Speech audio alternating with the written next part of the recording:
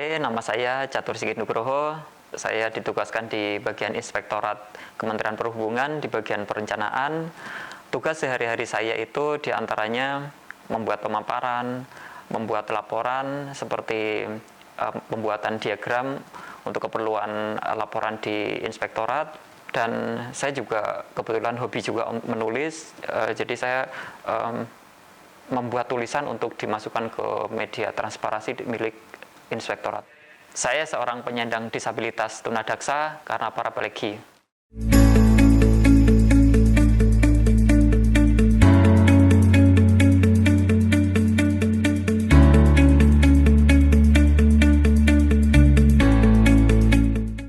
Paraplegia adalah kondisi di mana tungkai bawah kedua kaki ini mengalami kelumpuhan. Jadi kaki tidak bisa digerakkan sama sekali. Saya setiap hari berangkat dari rumah ke kantor pukul 6 dan tiba di kantor sekitar pukul 7. Dan di kantor saya dibantu oleh petugas security dan diarahkan ke tempat parkir disabilitas. Di Kementerian Perhubungan ini sudah menyediakan parkir disabilitas yang jaraknya sudah sesuai dengan peraturan Menteri PUPR nomor 14 tahun 2017, yaitu kurang dari 60 meter dari pintu masuk. Dan di sana juga sudah disediakan ramp yang tentunya itu akan mempermudah saya pengguna kursi roda untuk masuk ke dalam gedung dan menuju tempat ruang kerja saya. Saya senang di Kementerian Perhubungan ini sudah menyediakan fasilitas yang akses yang ramah disabilitas, dan tentunya kedepannya saya juga mengharapkan di Kementerian Perhubungan ini lebih banyak menyediakan fasilitas akses di gedung-gedung yang lain. Dan penyediaan fasilitas yang akses itu penting untuk disabilitas karena untuk menjamin kesetaraan hak kedudukan sebagai warga negara Indonesia. Dan dengan fasilitas yang akses tersebut, kami yang disabilitas mampu mandiri seperti orang pada umumnya.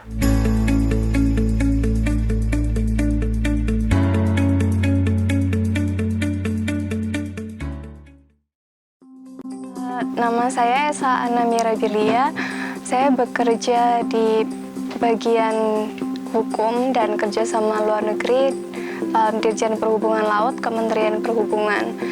Saya bekerja sebagai staf Subbag kerjasama luar negeri dan perjanjian diplomatik. Yang saya kerjakan di bagian ini sih kebanyakan tentang translasi dokumen.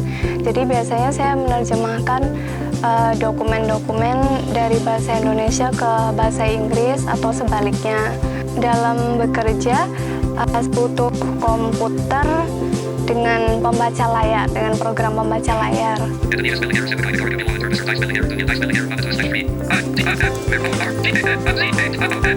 Saya senang banget sih dengan teman-teman di sini. Mereka semuanya ramah, semuanya welcome, dan saya merasa benar-benar diterima di sini.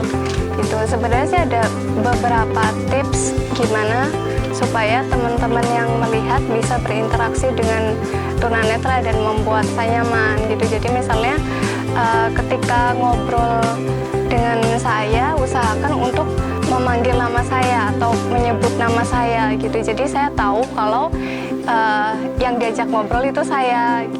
Juga ketika misalnya akan membantu saya berjalan atau menggandeng saya. Nah, biasanya teman-teman itu sebaiknya memberikan lengan tangan kepada si tunanetra ini. Jadi kebutuhan setiap penyandang disabilitas itu berbeda-beda tergantung disabilitas apa yang dia alami. Tuh misalnya seorang tunarungu, teman saya yang tunarungu yang juga bekerja di Kementerian Perhubungan, dia akan sangat membutuhkan komunikasi yang sifatnya visual.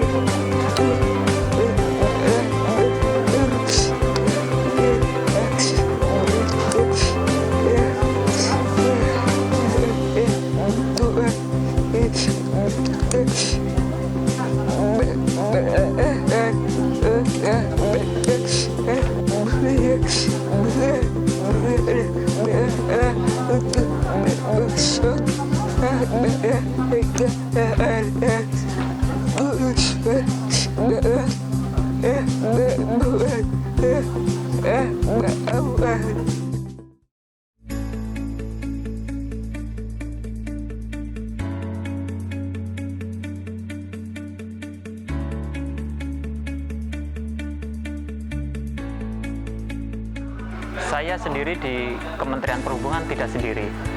Ada disabilitas lain yang juga bekerja di Kementerian Perhubungan. Keterbatasan fisik tidak menghalangi kami untuk terus berkarya. Dengan adanya fasilitas yang akses akan memudahkan kami untuk terus berkarya seperti orang pada umumnya.